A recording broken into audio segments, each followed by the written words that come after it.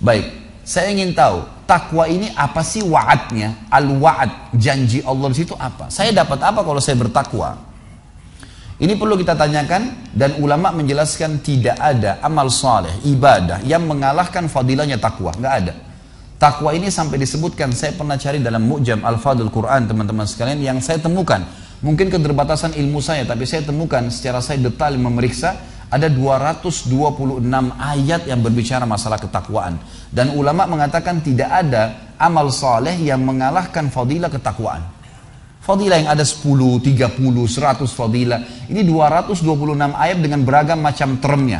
Term ini misalnya takwa, muttaqin, muttaqun, at-taqwa dan seterusnya. Ini definisi atau ini term-term atau bagian-bagian yang ada di situ. Tapi yang jelas sebanyak itu. Saya tidak bisa bahas semua, saya akan angkat ada ayat yang menarik dalam surah At-Talaq. Surah nomor 65 dalam Al-Quran ayat 2 sampai ayat 5. Ada 4 ayat. 4 ayat ini menariknya karena 4-4-nya menyebutkan fadilah tentang ketakwaan. Apa sih kita dapatkan kalau bertakwa? Ayat 2-nya. Allah Subhanahu wa taala berfirman, "A'udzubillahi minasyaitonirrajim, wa may yattaqillaha yaj'al lahu makhraja." Siapa yang bertakwa kepada Allah, ini manfaat pertama Anda dapatkan, Allah akan jadikan untuknya makhraja. Apa itu makhraja, teman-teman? Kita coba fahami dan kita detailkan, ditarik benang merah pemahaman dari bahasa Arab ini. Makhraj ini dalam pemahaman atau rincian para ulama bahasa, dikatakan makhraj bisa berarti seseorang laki-laki yang sedang berjalan di sebuah tempat yang sempit sampai membuat tubuhnya nggak bisa bergerak. Kemudian tiba-tiba dia coba memaksakan diri keluar dari gang yang sempit itu. Kemudian dia temukan di depan matanya ujung dari gang itu, dan dia dapat lapangan luas sehingga dia bisa berlari. Transisi dari gang yang sempit ke jalan besar namanya makhraj dalam bahasa Arab. Makna yang lain kata ulama bisa berarti lubang biawak. Biawak ini hewan yang hidup di padang pasir biasanya, dan biawak ini kalau kita lihat lubang sarangnya, kita akan kira itu adalah lubang semut karena kecilnya lubang dia. Jadi biawak besar, tapi dia kalau masuk ke dalam lubangnya, sarangnya di bawah tanah, maka dia tutup kembali dari dalam sehingga seakan-akan lubangnya kecil. Nah, biawak kalau mau keluar, dia menanduk-nandukkan kepalanya, dia membongkar kembali lubang yang dia buat tadi, yang cuma kecil seperti lubang semut saja, sampai besar. Kemudian dia berhasil mengeluarkan kepalanya dan mengeluarkan badannya, kemudian mencari makanan. Lubang biawak yang dia gali kembali sehingga tubuhnya bisa keluar, nama lainnya makhraj. Dinamakan makhraj. Jadi teman-teman kalau umroh atau haji bisa lihat tangga darurat di hotel-hotel di sana untuk menyelamatkan diri kalau kebakaran ditulis mim kha ra jim makhraj, gitu kan. Jadi ini darurat, kalau sudah kepepet bisa lewat sini, gitu kan. Liftnya nggak jalan, kebakaran bisa menyelamatkan Anda, gitu loh bahasanya. Allah menjanjikan di ayat 2 surah At-Talaq, wa may yattaqillaha yaj'al lahu makhraja. Siapa yang bertakwa kepada Allah, Allah akan jadikan makhraja dalam hidupnya, jalan keluar dari masalah yang dia hadapin yang sangat lapang, luas. Gitu. Ayat ketiga Allah janjikan fadilah yang kedua, wa yarzuqhu min haitsu la yahtasib, dan Allah akan berikan kepadanya rezeki dari tempat dia tidak sangka-sangka. Saya mengajak teman-teman untuk hadiri ceramah besok insya Allah. Saya tidak tahu panitia bisa ditanya alamatnya, ada besok subuh dan ada besok malam. Kalau tidak salah besok subuh itu kenalilah Tuhanmu kau akan bahagia. Judulnya kita akan bicara lebih jauh tentang Allah Azza wa Jal. Kemudian maghrib nanti kita akan bicara saudaraku nilai rahasia rezekimu. Akan lebih panjang lebar saya jelaskan masalah rezeki dan sumber-sumbernya. Gitu kan. Rezeki ini banyak orang fahami hanya baju, makanan, minuman, pakaian, tempat tinggal. Padahal rezeki itu sangat luas. Lebih luas daripada itu. Mata kita bisa menangkap cahaya. Sekarang Anda bisa lihat saya bisa lihat Anda karena ada cahaya lampu ini. Ya. Kalau tidak ada cahaya sekuat apapun, mata kita senormal apapun tidak bisa lihat apa-apa. Gitu kan? Berarti bisanya mata kita menangkap cahaya sebuah rezeki. Suara kita bisa menangkap suara sebuah rezeki. Seterusnya, kita masih bisa mencerna dan membedakan mana pedas, mana pahit, mana manis dalam waktu seketika dengan lidah kita, sebuah rezeki. Artinya seluruh ini adalah rezeki. Dan Allah mengatakan wa yarzuqhu, dan Allah akan berikan dia rezeki semua kebutuhannya. Bukan cuma sekedar duit, makanan, minuman, pakaian, dan seterusnya. Tapi semua kebutuhan yang bisa membuat roda kehidupannya berputar. Dari tempat yang dia tidak sangka-sangka. Akan datang dengan sendirinya. Ini ayat yang kedua. Ayat kedua tapi nomor fadilah kedua cuma ayat nomor 3 dalam surah At-Talaq. Saya tidak lanjutkan ayatnya karena itu berhubungan dengan tawakal. Sampai sini bahasannya. Ayat keempat, fadilah ketiga, di ayat keempat At-Talaq, lanjutannya Allah mengatakan, wa may yattaqillaha yaj'al min amrihi yusra. Siapa yang bertakwa kepada Allah, Allah akan jadikan, kata ulama, relevansinya adalah dengan ayat nomor 2 tadi. Ayat nomor 2 Allah janjikan makhraja. Di situ jalan keluar, tetapi di sini jalan keluarnya belum dirincikan mudah atau sulit. Misal, ada orang diberikan jalan keluar sama Allah Azza wa Jalla kena sakit, harus melalui operasi dulu. Jalan keluar, sembuh tapi operasi dulu. Cuma di ayat keempat Allah pastikan, wa may yattaqillaha yaj'al min amrihi yusra. Siapa yang bertakwa kepada Allah, Allah akan jadikan makhrajanya di ayat kedua itu yusra, mudah, tanpa operasi bisa sembuh. Gitu kan. Dan ini luar biasa ini.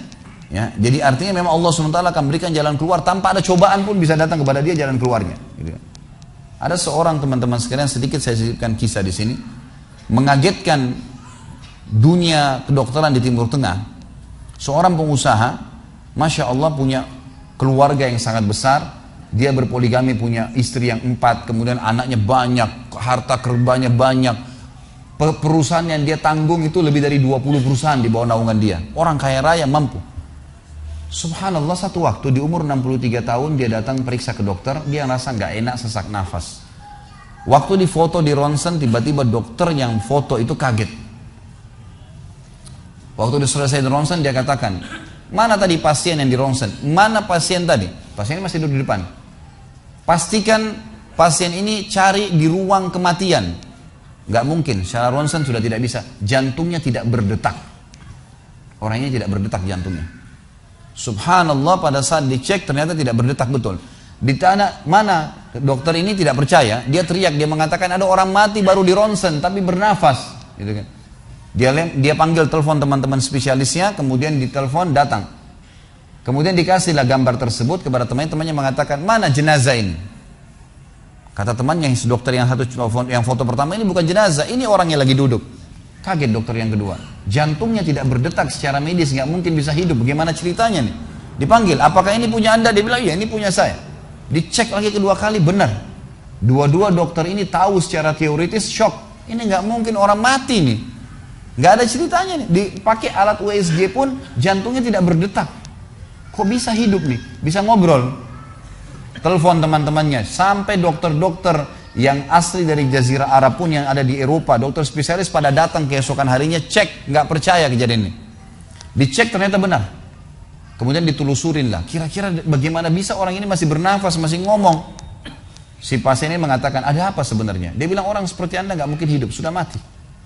Lalu kata dia, apakah orang seperti saya, jantung tidak berdetak, bisa punya keluarga? Mereka bilang mustahil. Dia bilang, saya punya istri dan saya melayani mereka. Apakah orang seperti saya bisa bekerja? Dia bilang mustahil. Saya menaungi 20 perusahaan saya. Semuanya bisa berjalan. Mereka nggak percaya. Sampai datang seorang dokter yang senior dari Jerman, datang khusus karena kasus masalah yang diundang oleh dokter-dokter spesialis tadi. Dicek, ditemukan ternyata teman-teman sekalian di bagian bawah jantungnya ada urat-urat saraf seperti terbuat, ya, seperti dibuat secara alami yang mengalirkan darah-darah tertentu sehingga ada pompa nafas di situ. Tidak ada di manusia lain, cuma di orang ini saja. Semua dokter mengatakan ini nggak masuk di akal, nggak ada manusia seperti ini di dunia. Jantungnya sudah tidak bergerak tapi masih bisa hidup karena dari rongga-rongga urat saraf yang keluar itu bisa masuk udara, oksigen dan terpompa, akhirnya hidup dan hidupnya normal. Gitu kan? Subhanallah, ini sesuatu keajaiban. Lalu kemudian ditanggapi oleh seorang syekh yang memang teman dekatnya orang ini mengatakan, yang saya tahu, ini semua disampaikan dalam khutbah Jumat. Lalu dia mengatakan, yang saya tahu orang ini tidak pernah ketinggalan puasa Senin Kamis, tidak pernah ketinggalan puasa Ayyamul Bid. Semua puasa sunnah dan wajib dijalankan dan tidak pernah buka puasa sendiri, pasti buka puasain orang lain. Tidak ada kegiatan sosial, buat gali sumur, bangun masjid, bagi kitab Al-Quran, tidak pernah kecuali dia ada di situ. Walaupun andilnya tidak besar, tapi selalu ada. Orang tuanya selalu dibaktiin, selalu bersedekah, selalu kalau datang kepada saya diskusi tentang masalahnya orang. Ini ada tetangga saya punya masalah begini, bagaimana jalan keluarnya secara syariat dan seterusnya. Hidupnya sibuk dengan ibadah kepada Allah Subhanahu wa taala. Allah ciptakan urat saraf khusus sehingga bisa terpompa, ya, udara masuk ke jantungnya. Tidak ada operasi. Ini yang dikatakan yaj'al min amri yusra. Mudah, aneh, dokter nggak masuk di akalnya. Dan ini banyak orang subhanallah lupa dengan Allah Azza wa Jalla. Subuh besok insya Allah kita akan bahas lebih jauh masalah itu. Mereka tidak tahu kalau kekuatan Allah SWT. Sakit, dokter, dok, bagaimana saya bisa sembuh? Subhanallah. Sebelum pergi akhi, ukhti, bilang, ya Allah, jadikan dokter ini penyebab saya sembuh. Sembuh insya Allah. Tapi kita tidak bergantung pada manusia. Kata Nabi SAW dalam hadis qudsi riwayat Bukhari, kata Allah Azza wa Jal, hai anak Adam, kalau kau menggantungkan nasibmu pada aku akan memenuhi semua kebutuhanmu. Tapi kalau kau menggantungkan nasibmu pada selain aku, maka aku akan biarkan kau dengan ketergantunganmu. Ya udah terserah kamu. Tidak akan bisa ditolong, gitu kan? Tapi kalau Allah Azza wa Jalla turun tangan, sudah berbeda ceritanya teman-teman sekalian.